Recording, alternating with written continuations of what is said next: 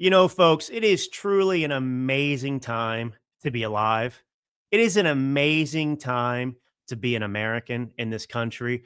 And I hope you are taking some time to really relish this moment. Trump is, a once in a lifetime type of political figure. Um, and he won't be here forever. But I'm just telling you, I'm sitting here. I'm 38 years old. I've been following politics for a while now. I've always been relatively engaged, which is why I'm here now doing what I'm doing. And I cannot think of a time in my life where I was having more fun doing this, more fun being an American, more fun talking to you. It's just beautiful. And the latest thing that you just have to, again, relish is Donald Trump and his administration, oftentimes intentionally, and sometimes it's totally unintended, but just playing the left and exposing them in all of their glorious Marxist, mentality. What frauds there? And the latest thing is this: Democrats. What do they say in the past after every mass shooting? We got to get the guns out of the hands of America. It's the guns. We got to get guns out of the hands of law-abiding American citizens. We got to get Drew Allen's gun. We got to get your gun. No guns. We got to ban guns if it saves one life, right? If it saves one life, we're going to ban all the guns. Okay. So the Trump DOJ puts out a story. Okay. Well, we are mulling, banning transgender people from getting guns. And the left says, no, suddenly they're clutching their pearls. They are the firmest, staunchest Second Amendment advocates on the planet. They're all rushing to donate to the to the NRA. I kid you not. I mean, this is amazing. I'm going to get into my personal opinion of this, but the first thing to address is just the beauty of these Democrats suddenly becoming, pro Second Amendment. They love guns now for years and years and years, if not decades. They've told us we need common sense gun control. They pushed bans, they pushed buybacks, they pushed, background checks, all kinds of restrictions, but bans in particular. And the second the Justice Department, the Trump Justice Department, considers banning transgender identifying people from owning firearms, suddenly they're clutching the Constitution like it is scripture. So if you didn't hear about this is Drew Allen, by the way, your millennial minister of truth. It's good to be with you. I know this is the second show we've done live this week, and I am having more fun, as Rush would say, than I should be allowed to have. But senior officials at the U.S. Department of Justice, in light of the most recent mass shooting at the school where those children were en masse by a trans individual, well, senior officials at the U.S. Department of Justice have held multiple meetings in recent days to consider a possible federal ban of transgendered individuals from owning firearms. Well, I mean, this is common sense gun control. Now, let me just say this off the bat so you kind of understand where I'm going. I don't want to mislead you. This may be a common sense gun control, but it's certainly not constitutional. But I'll get into that in a minute. There's two things here. One, there's the political strategic brilliance of this proposal because of how it's exposing the left. And then there's the realistic implication, which I'll get into in a minute. So I don't actually support this, but I do support insofar as it is exposing the frauds that are, Democrats and the left. Now, listen to this statement from GLAAD, right? The gay, lesbian, blah, advocate, whatever, GLAAD. Instead of actual solutions, the administration is again choosing to scapegoat and target a small and vulnerable population. Everyone deserves to be themselves, be safe, and be free from violence and discrimination. CNN called it a dramatic escalation of Trump's fight against the rights of transgender Americans. There is no more privileged group of people in the world than the quote unquote transgender community in America. The Democrats after mass shootings will typically propose wide bans that affect everyone that's law abiding. And in this case, the DOJ is saying, hey, let's just focus on the transgender community because you're exactly right, Democrats. They are a tiny percentage, tiny fraction of the population, and yet they're responsible for a disproportionate amount of violence, targeting young children, Christians at school, for example. Now, the left, let's just be clear, um, they want to take your gun. They want to take my gun. They hate the Second Amendment. Guns are always the problem, right? And so the DOJ comes in and now they're clutching their pearls. Now, the only people who logically should be cheering this possible move by the Trump DOJ, if they really believe their own rhetoric about saving lives, is the left. Where's the, if it saves one life, if it just saves one, where's that crowd right now? NRA members, apparently. Left-wing NRA members. They found their inner gun right absolutist. And, you know, I got to say, I really miss Joy Reid right now. I know. I can't believe I'm saying that, but I really miss her commentary. I would love to hear her blaming, you know, Chick-fil-A sandwiches or something like that at this moment. So Jane Fleming Klebe, who's the vice chair of the Democratic National Committee, he said this. So Republicans don't care about the Second Amendment. They are totally fine with folks that have domestic abuse and severe mental illness to have guns, but folks who are transgender, that's a hard line for them. Hey, Jane Fleming Klebe, the argument is that these transgender individuals do in fact suffer from severe mental illness. That's the whole point. They just can't get anything right. I do want to go through some of these mass shootings involving transgender individuals for a minute, because actually, you know, I'm making light of the Democrat reaction to this, but it's a very serious thing in the country, and I do want to address it seriously with actual solutions. And you know me, I don't pull any punches when it comes to this stuff. You know where I stand. There is no sharper critic of transgenderism than me. And, you know, if you want evidence, go back and listen to a couple shows ago when I discussed the most recent mass shooting by a trans individual. Got a lot of hate from that, and I loved it. So, mate, you know, you're doing something wrong in your life if you're not exacting the hatred of corrupt, morally defunct individuals. So I take pride in that.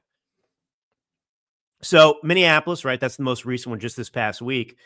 A 23-year-old trans identifying individual, Robin Westman, it's a man, okay? It's a biological male, opened fire during a school mass at Annunciation Catholic Church. Over 100 rounds were fired. 2 children, ages 8 and 10, were killed. 18 others were wounded before the shooter took their own life. Go back to Nashville in 2023. Audrey Hale, a biological female who identified as a male, stormed into Covenant Christian and killed 6 people, 3 staff members and 3 9-year-old children. Aberdeen, Maryland, 2018. Do you remember this one? Snokia Mosley, a biological female identifying as a male, opened fire at a Rite Aid distribution center, killing 3 coworkers before dying by suicide. So these are not isolated events.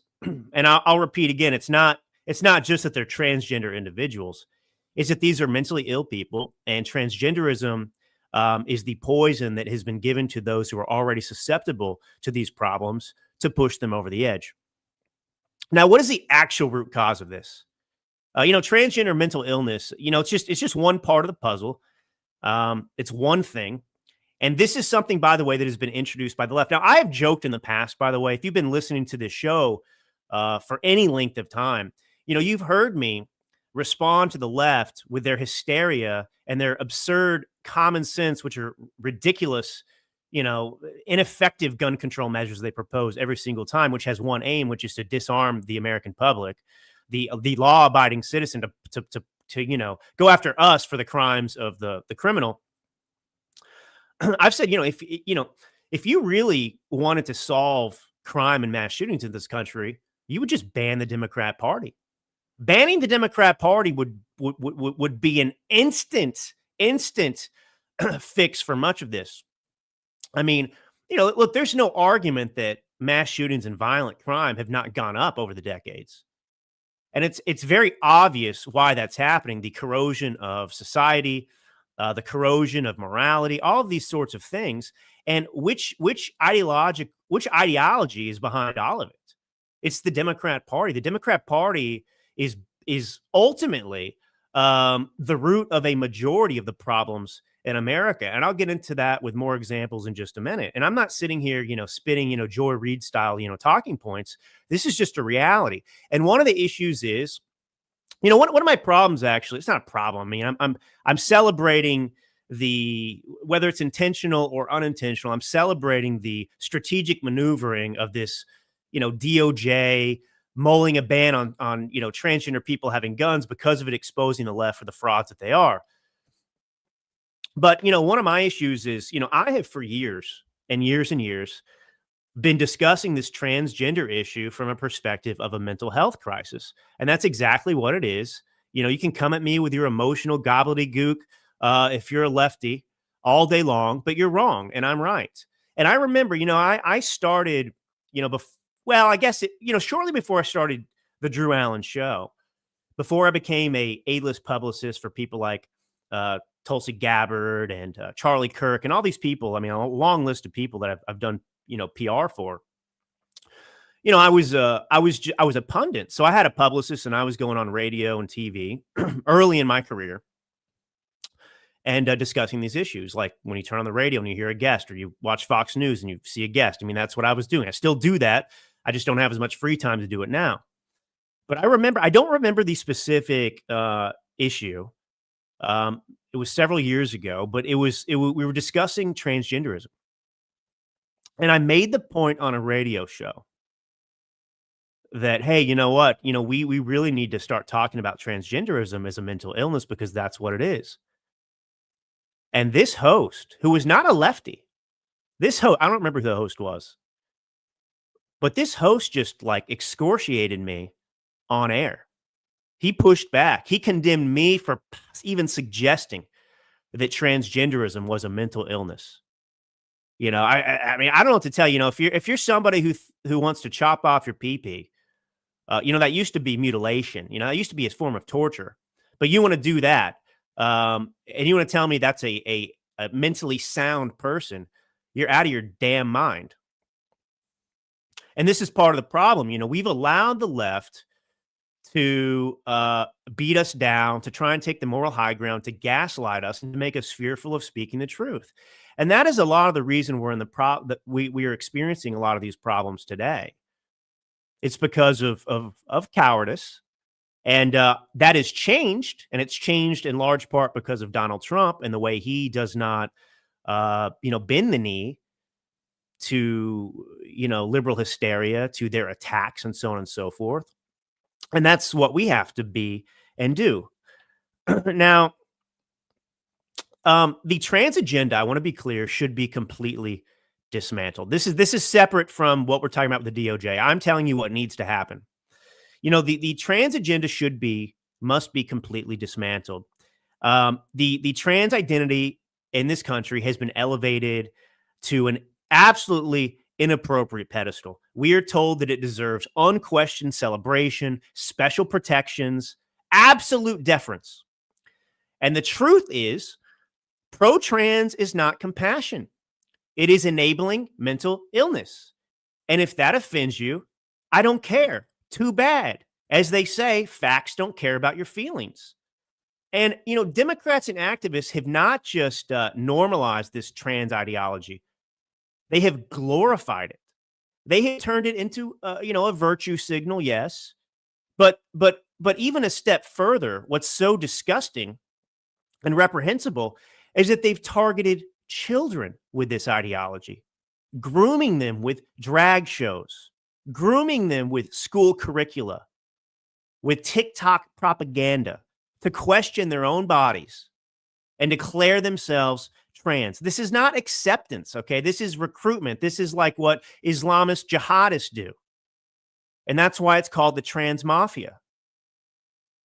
And look, this is beyond a very small portion of the society that in the past would have suffered from this specific mental illness, gender dysphoria, that goes so far that they feel trapped in the wrong body or whatever else. Obviously, the rational, compassionate thing to do is to give this person mental help. That, you are not trapped in the wrong body. You are exactly who God wants you to be. Let's work through this and figure it out, because you are never going to see light at the end of this tunnel. You go down this tunnel where you're a man who wants to become a woman, or a woman who wants to become a man. You're never going to realize that dream. And this is what's so sick. The Democrats have gone so far to suggest that, men can have babies and so on and so forth. I mean, it is the most mentally ill thing that has persisted in any society that I can even recall. And so, at its core, this trans agenda, it's anti-Christian, it's anti-God, it's anti-human, frankly. It denies the truth of creation. It mocks the natural order. And it is not love. It is cruelty in its purest form, because it traps confused kids in particular in a lie, and it pushes them toward irreversible damage. And the Democrats are all for that. Targeting the youngest and most vulnerable among us. And until recently, you weren't allowed to talk about it.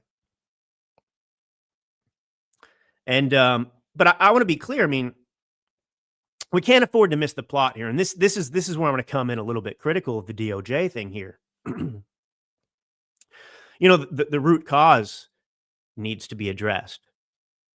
If you're going to suggest a ban for, on trans individuals having guns because of this, you could go and apply that elsewhere.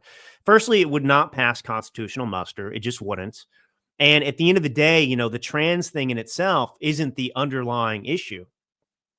These children aren't quote unquote trans. Like I said, they're recruited to this. I mean, it's a radical ideology.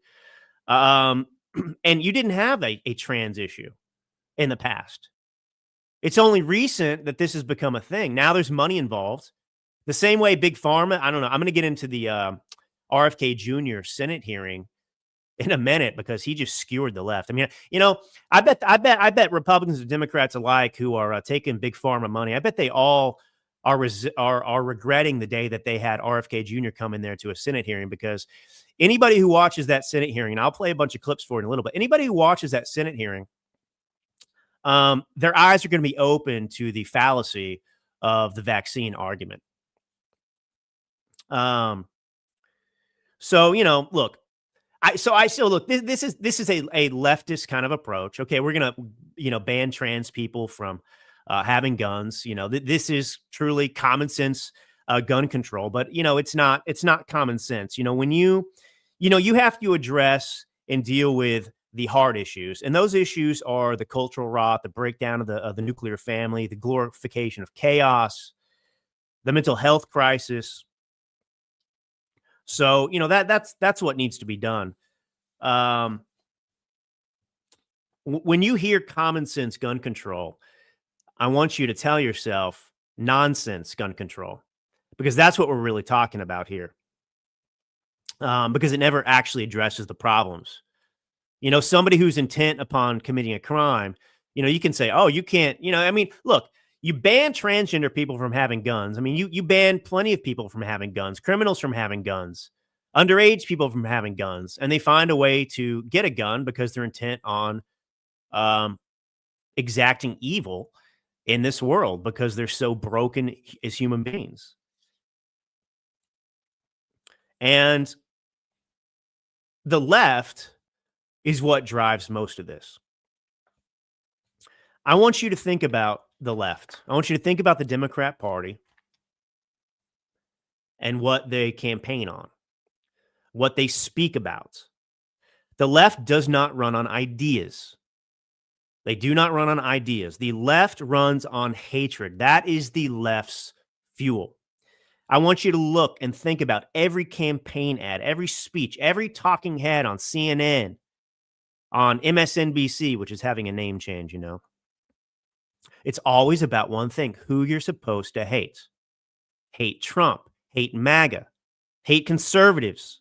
They do not sell any solutions. They don't present any solutions. They just sell enemies. And it's easy.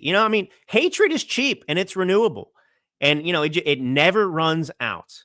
If the economy is in shambles, what do? If gas prices are through the roof, what do? If the border is wide open and a criminal illegal kills some innocent girl who's jogging, what do? They don't want you talking about that. So instead, they distract you with a fear campaign. Republicans are coming for your rights. Trump is going to end democracy. The Supreme Court wants to drag us back to the dark ages. You've heard these things. This is all they have. And they divide the country into the oppressor and the oppressed. That's all they have. If you question the narrative, you're not just wrong. You're what? You're a racist. You're xenophobic. you're a transphobe or worse. Here I am talking seriously about the trans issue because I actually love people and I want there to be healing. I want people to find happiness. I want people to find love. I want people, that's compassion. That's what I want. But, oh, you're a transphobe for calling, transgenderism a mental illness. No, I'm not. I brought up this many times. Bulimia, anorexia. Am I, anorexic phobe? Because I want people to have healthy bodies and a healthy mentality about their self. So, there's not room for debate with the left. It's just replaced with these outrage mobs. It's replaced with, cancellation campaigns. But the truth is, hatred is a political narcotic. And that's what so many on the left are addicted to. It feels good for a moment, but it doesn't build anything. It doesn't fix the border. It doesn't fix the economy. It doesn't lower the price of food. It doesn't make our streets safer. It just gets people angry enough to pull the lever for these same politicians who are responsible for this disaster to begin with. Hatred is not leadership, folks. Hatred is manipulation, pure and simple. And, until more Americans wake up to how the left has been weaponizing this hatred, this country is going to stay divided. And it's not going to stay divided because of Trump or because of Republicans or because of, MAGA. It's not because of conservative. It's because the left needs division to survive. This is what you have to understand about the left. I mean, their strategy is dependent upon this. I'll get into, I don't know what, let me do this first because I really want to take my time on this today. And, God bless you all. I'm really thankful that you're here with me today. And then I'm here with you. I'm not going to go for two and a half hours here, but I'm fortunate because of the way this show is done. I don't have to stick to exactly 56 minutes and so on and so forth. I can go a little long if people are still with me, and I can read a room even if I don't see you. But I want to talk about something else related to the trans issue. And because it's not, trans obviously is not the only, group out there that is responsible for mass shootings and violence. And look, we talk about mass shootings because of how awful it is.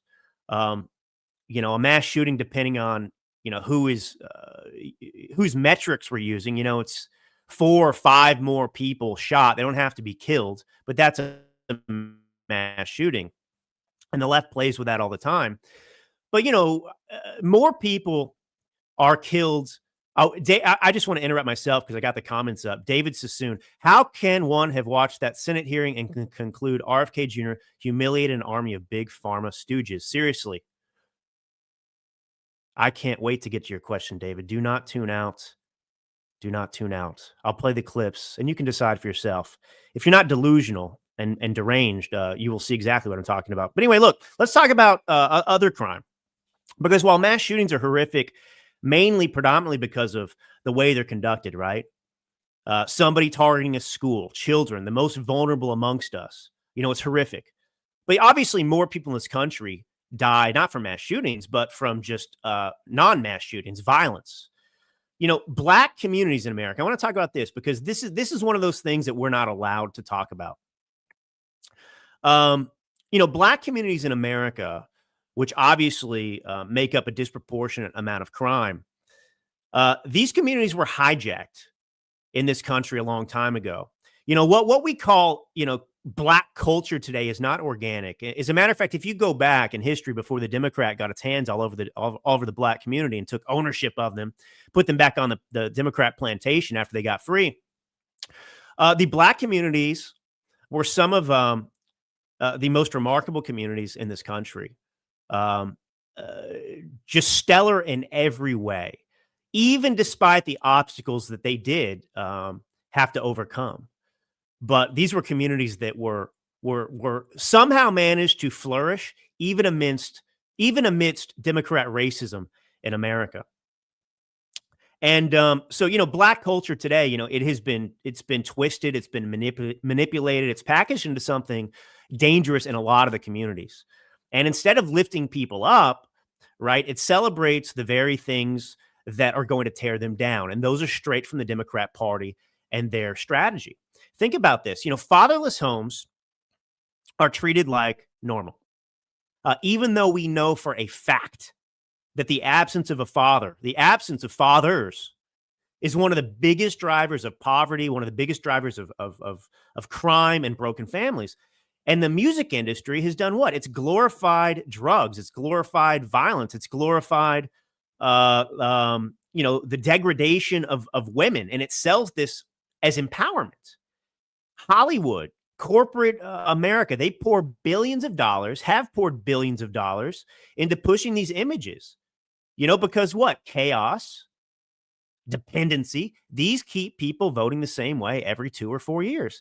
And the tragedy, like I was getting at, is that this is not the true legacy of Black America. The real legacy of Black America is faith, it's resilience, it's family, it's contribution. And that story has been totally buried under a culture of vices. And it's so sad to me. When a culture teaches young men to idolize gangsters instead of fathers, and young women to value attention over family, that's not liberation. That's enslavement with a new name.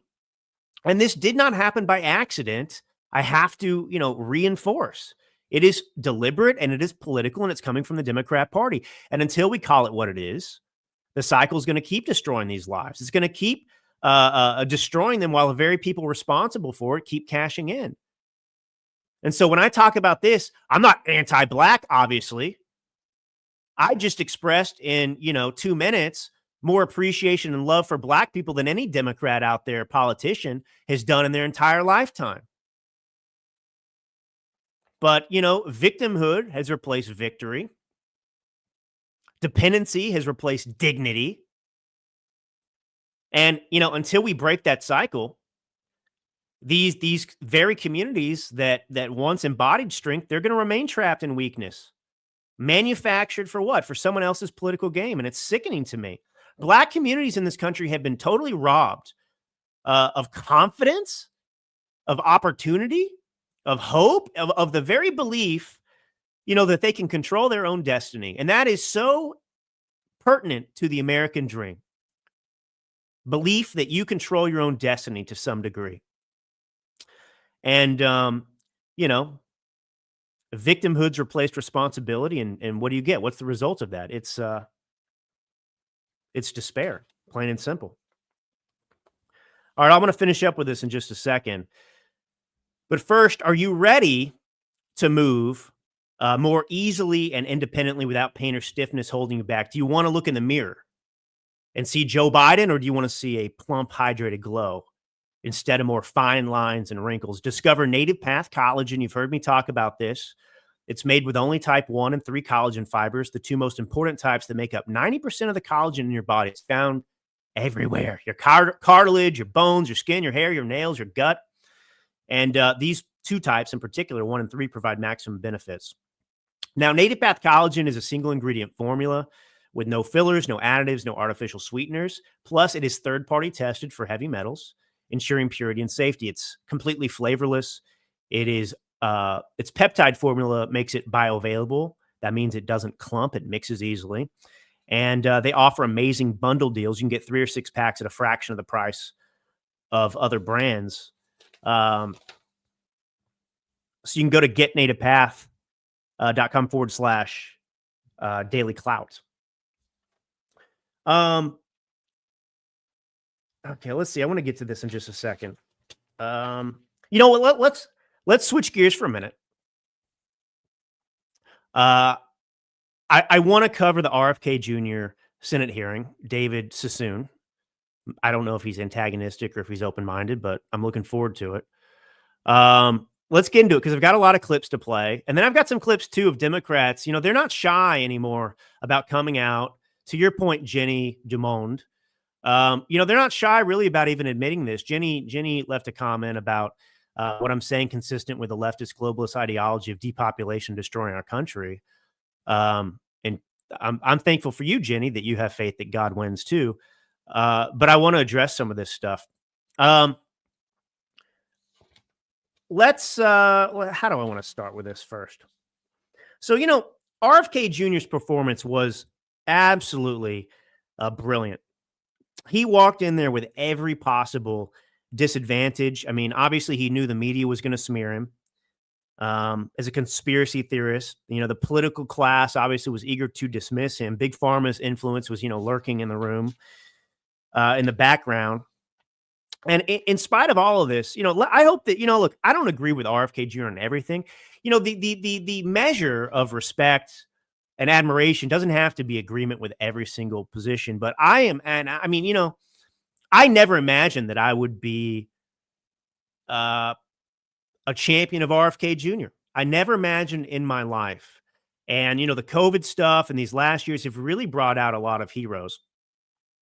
And a hero to me is somebody who's willing to say the truth. Even when they know it's, of course, going to be unpopular. But, it's not unpopular what RFK Jr. is saying with the people that matter, with the American public. It's unpopular with a bunch of crooks. And RFK Jr., I mean, he cut through with facts, with history, with actual common sense. And he didn't just challenge the status quo. He exposed it. He exposed it. And it was how he said it. He kept his cool and so on and so forth. So, all right. And look, Ross goes critical, but look, let me explain something to you all personally. I live in the state of California. If you're just tuning in for the first time, you cannot live as a regular citizen in this state unless you are vaccinated. This state has eliminated all exemptions for vaccines. And I want to tell you how they do this in California too. There are no religious exemptions anymore. And there are not even exemptions really for health reasons. Now, the way California does this, I talked to a doctor about this the other day in California, one of my former clients. Get this. So a doctor is given 5 exemptions in their lifetime practice. Not religious, those don't exist anymore, but like if kids have autoimmune disease or legitimate reasons that, I'll get into it. If they have legitimate reasons, obviously health reasons for not getting vaccinated, that doctor still only gets 5 exemptions they can hand out. Ever. Not in a year, ever. And if they give one exemption, the state of California will audit their business for the rest of their life. So, it's Nazi Germany here in California. So this vaccine issue was never an issue for me until I had children. And I had children after the COVID revelations. I will be the first to tell you and admit to you that I was not ever skeptical of vaccines until the COVID vaccine. I implicitly trusted the medical establishment because I thought, doctors are great people. They swear an oath to do no harm. These people are revered in society, these doctors.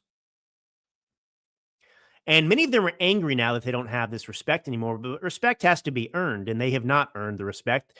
They have done the opposite. And I'm not attacking all doctors out there. There are many champions out there. Jay Bashara, for example, came out and he said, the route we need to go here is that these vaccines should all be voluntary. And one of the most striking things I pointed out on the last episode of the Drew Allen Show a couple days ago was that as it has become less necessary to have vaccines, right? As the danger has all but disappeared and been eliminated from most of these viruses and diseases, the number of vaccines required has gone up. And anybody with a thinking, rational brain understands that something is off. But anyway, I want to get into some of this stuff.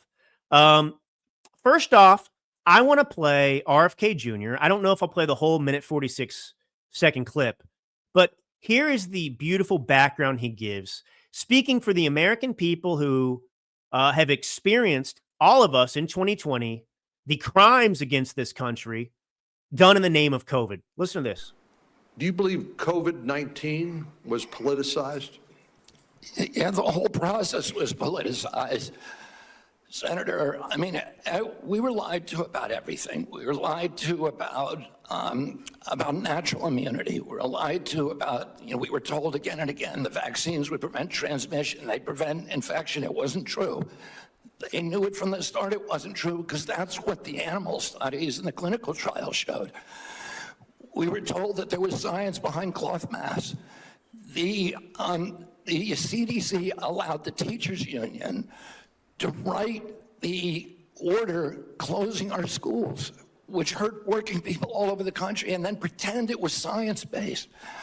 All of these issues, and then I can show you, like, for example, Chairman Wyden was talking about me politicizing ACIP. During COVID, probably the most famous scientist on ACIP was Martin Kulldorff from Harvard, the great, world-renowned epidemiologist and vaccinologist. And he criticized the COVID booster mandates. They ejected him from COVID because he wasn't in the orthodoxy. The two biggest health officials at FDA during COVID, Dr. Gruber and Dr. Krause, criticized the Biden mandates, vaccine mandates. President Biden said in August, I would never take that vaccine, the Trump vaccine. And he came in, he mandated it, and then he fired the two top health officials at FDA who said, hey, this thing has not been properly tested. Man. Powerful stuff. And everything he said there was absolutely true. Absolutely true. Came to that room with facts. And how dare these people who perpetrated this crime against the American public, how dare these people that lied to us and betrayed our trust, how dare they lecture us about anything related to medicine, about anything related to these vaccines anymore? You did that. Have any of these mother, you-know-what, apologized? Have any of them come out and said, I'm sorry that I lied to you. I am going to do whatever it takes to earn back your trust. I made a mistake. Has one person said that to you and me over COVID? Has anyone apologized for your kid not having a normal school year and graduating? Has anyone apologized for any of those things? No, not a single one of them. So I despise all of the people in this room that are going at RFK Jr. because RFK Jr., whether you like him all the time or not, he sat in that room as a representative of you and me. And boy, did he rip their faces off. Politely. Here's another one. About anything you've done or plans to change it. And my last comment is, I hope that you will tell the American people how many preventable child deaths are an acceptable sacrifice for enacting an agenda that I think is fundamentally cruel and defies common sense. Thank you, Mr. Chairman. Do I got a reply? Or Senator, you've sat in that chair for how long? 20, 25 years, while the chronic disease in our children went up to 76%. And you said nothing. You never asked the question why it's happening. Why is this happening? Today, for the first time in 20 years, we learned that infant mortality has increased in our country. It's not because I came in here. It's because of what happened during the Biden administration that we're going to end. I'm going to let Senator Wyden respond. God bless you, RFK Jr. God bless you, RFK Jr. Now, I want to play another clip here. This is Bernie Sanders here. I mean, so most of these people in Congress, I think Pocahontas has taken nearly $1 million from Big Pharma. By the way, all you people out there, I shouldn't do this. All you people out there that are obsessed with Jews and Israel and AIPAC, I'd like to hear you speaking up on the Big Pharma companies here and what they've done too. Don't be quiet now. I know you hate the Jews. I know we got a problem with AIPAC, but let's not forget about Big Pharma now. Listen to Bernie Sanders just basically attack his own colleagues. Watch this exchange. Every single Republican, I don't mean to be political here, Mr. Chairman, has received PAC money from the pharmaceutical industry. Are they all corrupt as well? And I'm telling you, the American Heart Association has been co-opted by the food Everybody but you, Senator. But you know what? When you ran for president, we have a corrupt campaign finance system. Maybe you will agree with me on that. Okay, you were already president. You got a billionaire behind it. You received $300,000 from people, not from the industry, people in it, as I did, from individuals. You corrupt. President Trump got $3 million. Every Republican got corporate PAC money for the pharmaceutical industry. Democrats as well. Everybody is corrupt. But you?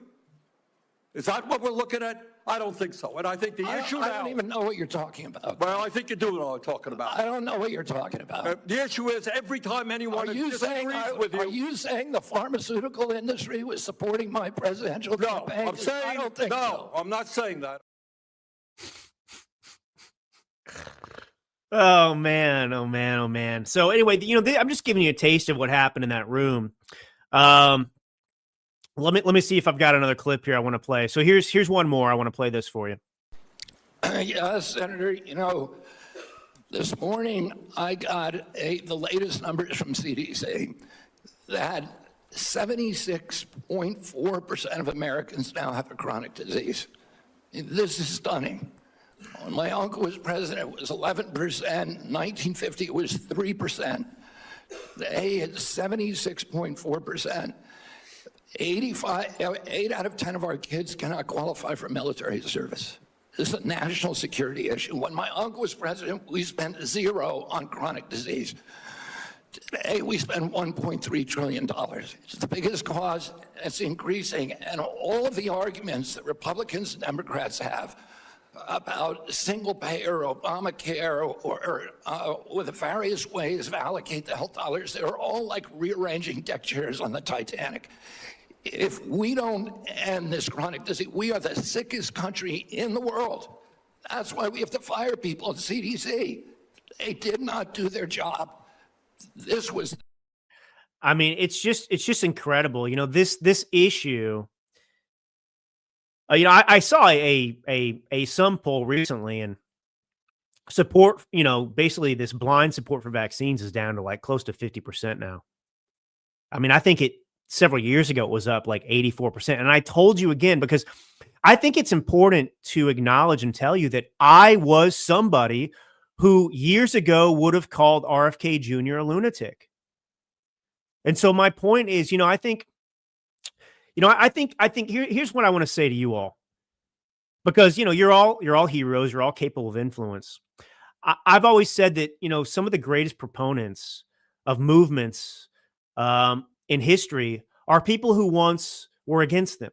So Ronald Reagan was a Democrat. Okay. You could say something similar about Trump, but, look at the Bible. If you're a Christian, Saul, who persecuted Christians, became Paul. And obviously, we would not have Christianity like it is today without Paul's influence. And, I've always been, conservative minded, even though I always lived in liberal circles. So I could never claim that I came from the dark side to become a, more or less, conservative commentator. But I can say to you that when it comes to the vaccine issue, I'm a convert. I thought I was a lunatic years ago. And then my eyes were opened with COVID, like so many of yours. And it's outrageous. But, this is an important issue to me because I live in a state where, Gavin Newsom and Democrats want to force vaccinate my children, or they can't participate in society. They can't go to school. They can't do many things. And it's absolutely sickening to me. And it's absolutely dangerous. And it should be the parent's choice. Absolutely be the parent's choice. And it's funny. I always hear these Democrats, they come up, well, we got a measles outbreak now. You know what I mean? Measles that we eradicated a long time ago. Why do we have a measles issue now in New York City? Why do we have a measles issue now in downtown Los Angeles? Gee, why is that? Because of your policies. You imported a bunch of people from third world countries and brought measles back to the United States of America. That's why. Oh, they're like the measles vaccine again. It's so ridiculous, too, because these diseases that we're talking about, It's very simple. And I got to credit my wife, by the way, who is brilliant, who is an expert in all of this, because she loves our children so much that she has become an expert and read every book and researched. And she's a health nut in the best possible way. She is a large contributor to the reason I am the way I am today as well. And I have had the privilege of working with many of these great doctors, legitimate doctors, who were leaders in this movement. And so I thank God that I encountered all of this information. But, you have to weigh, the danger. Why would you, if there is a risk, that, your child, could face harm because of a vaccine. And if that harm outweighs the danger of the disease itself, why would you take the risk and roll the dice and give the person the vaccine? Measles isn't killing everyone. Polio's not here anymore. And of course, look, I get it too, the whole natural immunity argument and things like that. But the point is, you don't need these things. I talked about this the other day. For those of you who've been through this recently, I have two kids, one's 2.5, one's 8 months old. So I've been through this twice. The child comes out and immediately they want to jab my daughters with a hepatitis B vaccine. My wife isn't shooting up heroin. She doesn't have hepatitis B. Why would I give my child a vaccine? And when I hear these daughters, at daycare one day, there could be a kid in the class whose mom gave their child hepatitis B, and they could, they could slip on the floor and there could be glass beneath them and their blood could all mix, and then your kid could get a hepatitis B. Go after yourself. All right. So anyway, that's kind of the point here. I don't know. I hope whoever it was, was saying, how can you say this about the thing? Yeah, actually, let me play this too, because I want to make this point again. I've said to you dozens of times on this show, just because someone is a senator or a congressman, just because someone is a surgeon, these people are not more important than you. They're not smarter than you necessarily. And in most cases, they're not. In our case, as citizens here, you listening to me right now, me talking to you, we are being ruled by our inferiors. The dumbest people, the least qualified people in the country are trying to tell us what to do. And I'll give you a case in point here. Listen to this exchange from this guy who is nothing short of an retard. Listen to him trying to criticize and, really jab RFK Jr. This is a Democrat from New Mexico. Look, two young ladies in Las Cruces, New Mexico at a town hall recently gave me this starfish pin. I was going to give it to you today, but after your questioning today, I don't think you deserve it, because what this represents is to remember that every one of us can make a difference, sir, to something as small as a starfish on a beach that maybe got washed up, you throw it back in the ocean. You might not save them all, but you can save one. I'm sorry that you're not worthy of this nice little pin, sir, as a nice reminder. I'm going to pray for you, Secretary Kennedy. I hope we do better. I want you to do better. I mean, that's one of the dumbest people I've ever heard talk in my life. They give me this starfish thing in New Mexico, and what it represents? The tiniest little thing does amazing. And I was going to give you this little gold star today, RFK Jr. I was going to give you the gold star. Now I am not giving you a gold star. What are you, a kindergartner? You moron! Unbelievable. So anyway, that's the gist there. Let me finish the RFK Jr. thing like this for a minute. RFK Jr. is such a lunatic. This guy has no business being in that position. Let's see who the Democrats, who his predecessor was under Joe Biden, shall we? What would you say to folks who think that they're being reasonable by saying, why can't children just wait till they're 18? Adolescence is hard and puberty is hard. What if you're going through the wrong puberty? What if you inside feel that you are female, but now you're going through a male puberty? The argument is, well, they're too young to know. I want to make it clear that for prepubertal children, there are no medical procedures done. The standard of care allows them to explore that with therapy. Well, gender-affirming care is medical care. Gender-affirming care is mental health care. So that's the guy we should listen to in the past. That guy was qualified, who was saying that, we need more transgenderism in this country. We need to go and chop off as many 8-year-old PPs as we can and chop off their breasts and get them on these hormone therapies so they can change their gender. It's gender affirming care. No, it's gender denying care, you demon. So, Democrats have no credibility to talk about really any issue at all anymore based on their past performance and support. So that's their champion of health in America. Yes, let's cut off Johnny's pee-pee. That's gender affirming care. Yeah, and let's jab them with a 6,000 vaccines, okay? Incredible. Incredible. All right. Are you and your partner struggling to conceive? Serious question. If you took the COVID vaccine, there is a cause for concern, and you are not alone. You heard me talk about this in recent weeks. A recent study led by Danish researcher Dr. Becky Minichi analyzed birth data from women aged 18 to 39 over a 2-year period starting in 2021. And these findings suggest a significant decrease in birth rates among vaccinated women, with data indicating a reduction in egg count by nearly 60%. Since 2021, fertility rates have significantly declined in many regions around the world. The wellness company has created the 3-in-1 Ultimate Spike Detox, crafted with 100% natural ingredients, specifically designed to help your body clear harmful spike proteins, reduce inflammation, and support overall health. Do not wait.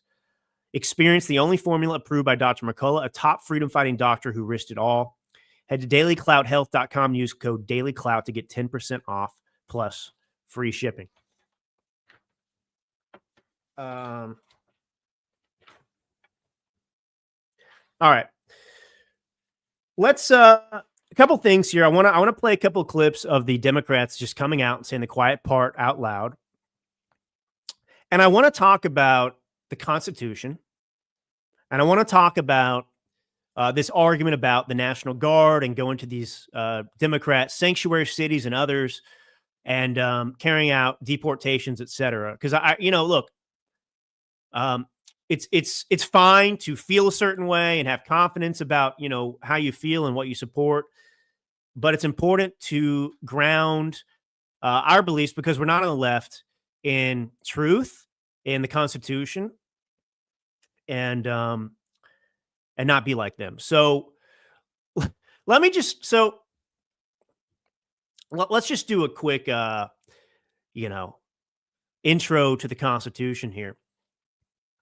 What is it that makes our Constitution so unique in all world history? It is what? The fact that it establishes a relationship between the government and the governed that puts us in charge. It states explicitly, right, that our rights come from God, not from the government. Right? Everyone on the same page? We got that's like Constitution 101. We the people, right? Well, here's Tim Kaine, Democrat senator. Listen to him. The notion that rights don't come from laws and don't come from the government, but come from the creator, that's what the Iranian government believes. It's a theocratic regime that bases its rule on Shia law and targets Sunnis, Baha'is, Jews, Christians, and other religious minorities. And they do it because they believe that they understand what natural rights are from their creator. So the statement that our rights do not come from our laws or our governments is extremely troubling. What? Excuse me? It's our Constitution is troubling? You see, these people are tyrants. These people, whether they admit it nominally or not, are communists and Marxists. They reject our founding documents because they believe that they are superior to us. Unbelievable. Now, listen to this other brain trust. I mean, I just, oh man, it's just, you know what I would encourage you all to do? Start thinking about politics. Start thinking about running for stuff. Start becoming activists in your community, because, the only thing, one of the things preventing us is that, the good people in society are busy doing other things besides running for office and having political power. But this Democrat Congress pronoun is what you get when good people do nothing. Thank you, Congresswoman. You were referring to those in petition as your constituents. Do you view even those with absolutely no form of legal status at all as your constituents as well? So I didn't realize this was such a controversy until the right-wing media started attacking me for using the word. So I Googled the word constituent. The definition of constituent is somebody who is part of a community. Doesn't matter what their legal status is. If somebody is an asylum seeker, if somebody has a green card, if somebody is a U.S. citizen, if somebody lives in the community, I represent them. Constituent does not mean voter. I don't care if none of these individuals can vote for me. I don't give a shit. I care about making sure that the United States government, with our taxpayer dollars, is treating human beings with dignity and respect. So, yeah, well, under the Constitution, my tax dollars shouldn't be going to illegal immigrants who came across the border in an illegal fashion. Those are not citizens. Those are not your constituents. Imagine this. She has to go to a dictionary term. She's so desperate and stupid and pathetic that she has to look up the word constituent. Well, in the dictionary, the constituent, it doesn't say that it doesn't include illegals. So based on this definition, do you think she could also find a medical dictionary or any kind of dictionary to determine what makes a man and a woman? Do you think she could do that too? Or just here with constituents, But this is how anybody can vote for people like this, I cannot understand. I cannot understand you. Yes, it is my job to put illegals above everyone else in this country. That's my job. I was voted into office to represent illegals that come from Venezuela and Guatemala and Siberia or wherever else.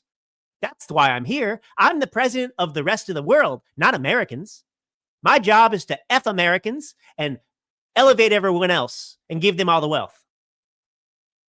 That's what they're saying. That's what they're saying. Incredible stuff to me.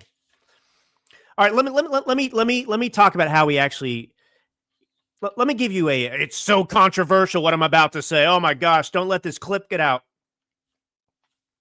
You know what would actually make a difference in this country in terms of the gun violence epidemic?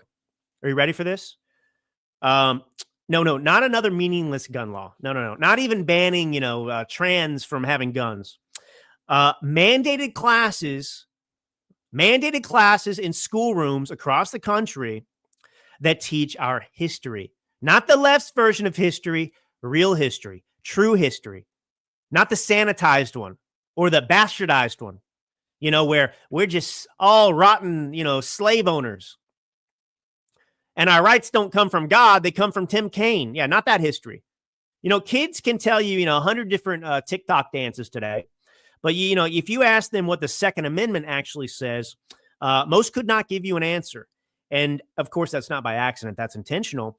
The less people know about their rights in America, the easier it is for politicians to take them away, like Tim Kaine.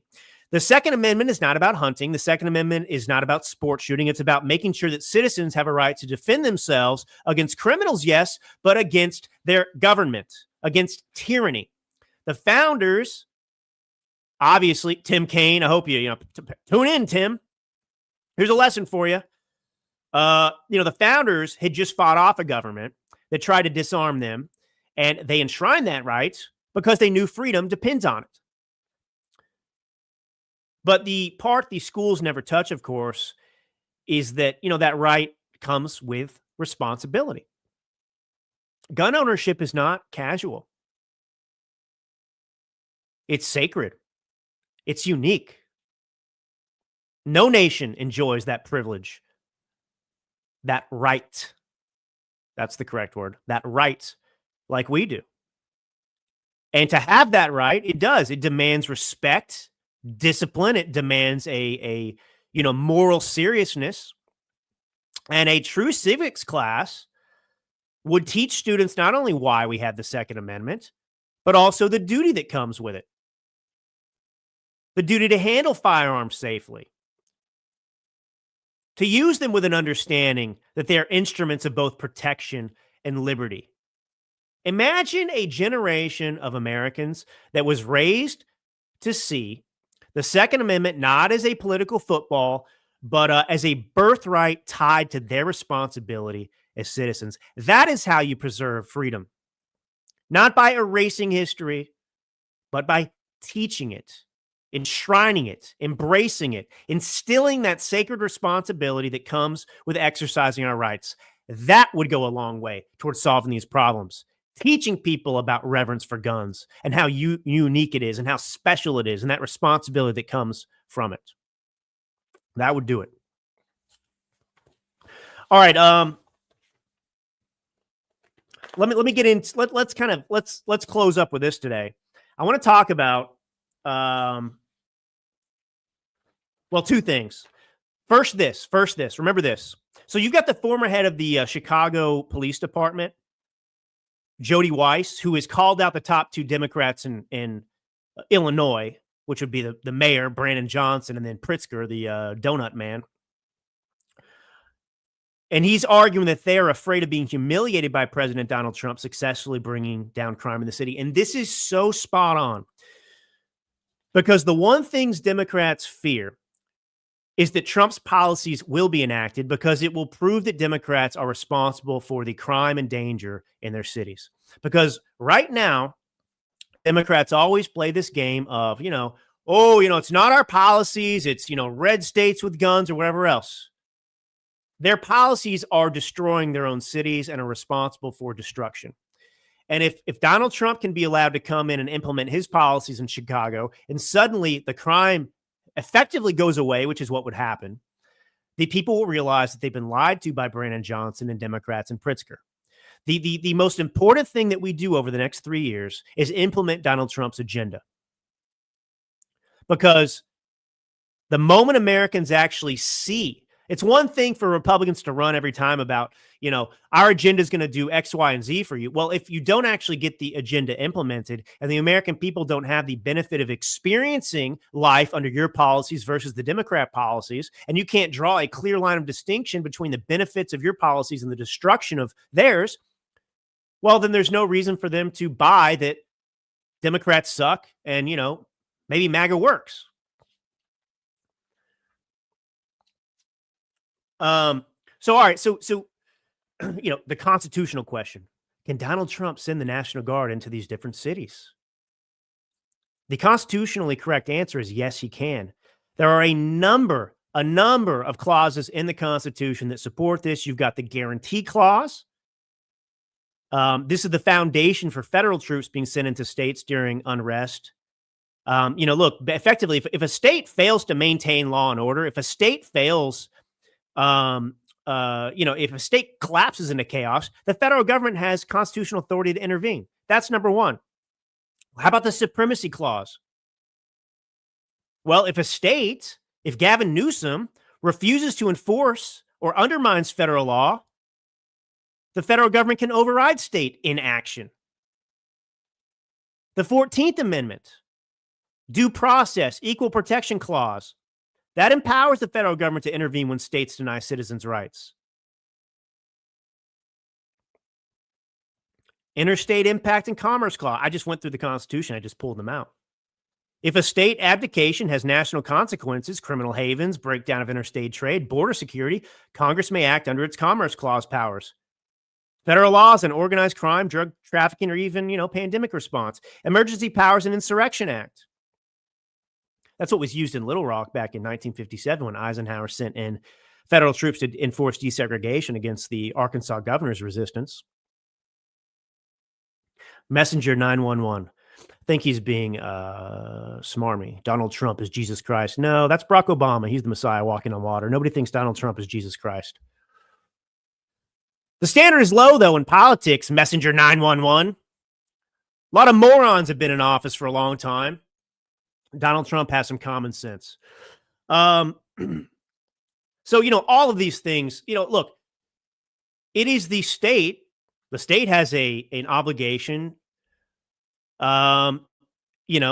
Look, these states that are claiming to be sanctuary states, for example, plain and simple, that's not constitutional. You can't do that. It is criminal to allow these illegals to pour across the border and give them safe haven in the country. So if you're not going to help deport them, the federal government has every authority, every ability to send in National Guard troops to handle the problem if you're going to not do that duty. This is not rocket science. And, we've got to change our thinking a little bit because some of these things, look, I mean, we've always got to exercise restraint. Like me with the transgender thing, that's restraint. Like, no, you can't ban. Also, that's not going to solve the problem mainly, but it's not constitutional to ban, trans people, even if they are mentally ill, which they are, from, having firearms. So, I exercise restraint when I need to, but you can't think, oh, well, what if the Democrats do what we're doing? No, it's not the same every single time. It's like the Democrats going after Trump, Christians, anti-abortion, activists, raiding their homes and, pre-dawn raids. When the Democrats weaponized the justice system to go after Trump and others that were innocent, that's one thing. It's not the same thing for us to turn around and go after actual criminals like Adam Schiff, who's committed mortgage fraud and other things. It's not the same. We're not politicizing and weaponizing the Justice Department, not if there's an obvious crime. So, be careful there. But anyway, that's,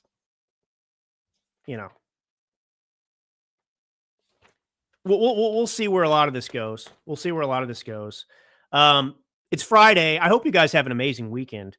I'll be back with you next week. Submit your questions, comments, whatever else. We can get in some different stuff.